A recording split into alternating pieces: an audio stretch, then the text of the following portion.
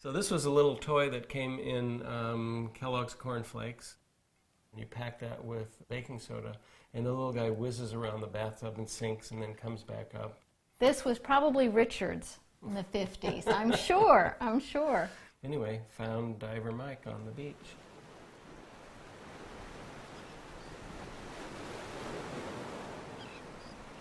I'm Judith Selby Lang.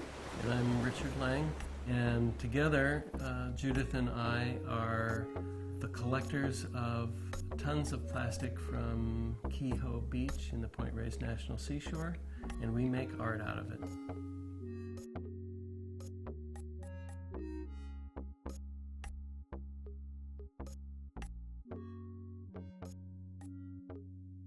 We really like to say that this is a love story. From our first date at Kehoe Beach, a whole life has unfolded. We decided that we were going to go to the beach and go as often as we could and see what we could collect in 1 year. We started specializing in one item, which was juice lid caps, because they're colorful and they're ubiquitous. And we thought, well, let's make a trophy of our days at the beach, so we made a trophy fish. In that 1 year, we collected at least 2 tons. 4,000 pounds of plastic. And right around that time, the information about the North Pacific Gyre started coming through. It's an area that some describe as the size of Texas, some say twice the size of Brazil. The ocean currents conspire to create a giant swirl, and the plastic is collected there. It doesn't disintegrate, it degrades from the sun, and it gets smaller and smaller and smaller. So what the gyre really is a giant soup of these little plastic particles. Are we cleaning the beach? There's no way that we could clean the beach. As Judith says, we're not cleaning the beach, we're curating the beach. We're picking up the things that we really like. We'll go sort of with a shopping list. So we may say, oh, we need some more disposable lighters, or we need a new swath of red or green. This is really fun. And people that go with us, think we're a little nuts, and then they get into it. We really limited ourselves to this 1 little kilometer of beach, because like a holographic pinpoint, we want to talk about this one little place as the place that stands as a marker for the whole planet. In about 2 hours, we can collect probably more than we can carry back, usually 70, 75 pounds.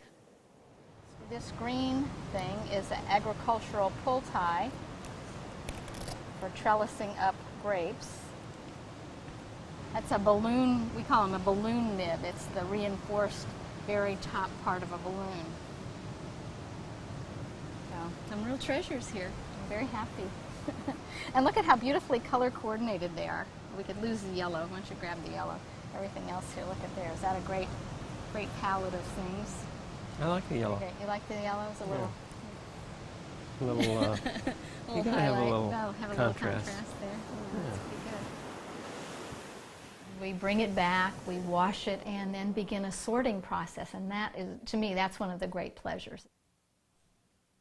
Exercises in pattern recognition. I mean, these are some of the categories. These hat bands. Bubble blowers. We find lots of astroturf. This is an oil truck. Perfect. Perfect. Yeah. And we got a book out of the library on plastic from the 40s and 50s, when plastic really began its heyday. And there is a picture of this little plastic truck in perfect, pristine condition, and it was last made in 1949. Oh my goodness, I'm so happy that the styles have changed. I don't know too many people who use these anymore, but they're still washing up. It's just pure fun to find a lighter that's come all the way from Korea.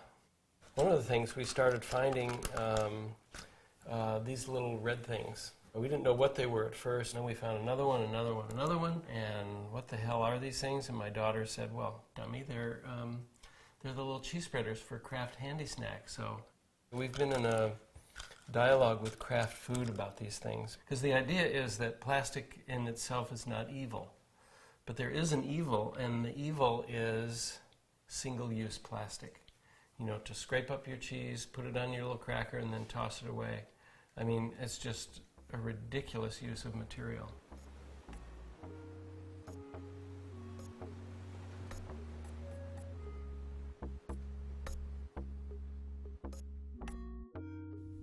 So we're working on a piece that's going to be beginning in November at the SF MoMA, San Francisco Museum of Modern Art. It's very difficult for people to visualize the problem with plastic pollution. One statistic says that there's 46,000 pieces of visible plastic in every square mile in every ocean on the planet. That's an inconceivable number, so we've decided to count out what is in 10 square city blocks. So we're going to present 4,600 pieces of plastic suspended as if they were suspended within the ocean. We found the chair first, the whole green chair, but it was missing a leg, and then about a week later we found a leg. Different from a different chair. Different chair, and we put it together. Everything you need comes from the beach. Right there. Right there. People that make things really let the material speak. And this plastic has really spoken to us in this way where the prints have become a kind of prime focus. We're inspired by Kandinsky and Clay and Matisse. This plastic seems to lend itself to these kind of artworks. A little bit formal, very abstract, and it's a beautiful form to work with. We have a 128 megapixel camera, and it just captures the amazing details and textures of this stuff. People comment, "Oh, your work is so beautiful." And why not? Why wouldn't we want to make something incredibly beautiful and enticing? The opposite of beauty really is not ugly. The opposite of beauty is indifference. And we're trying not to be indifferent about this and about the world.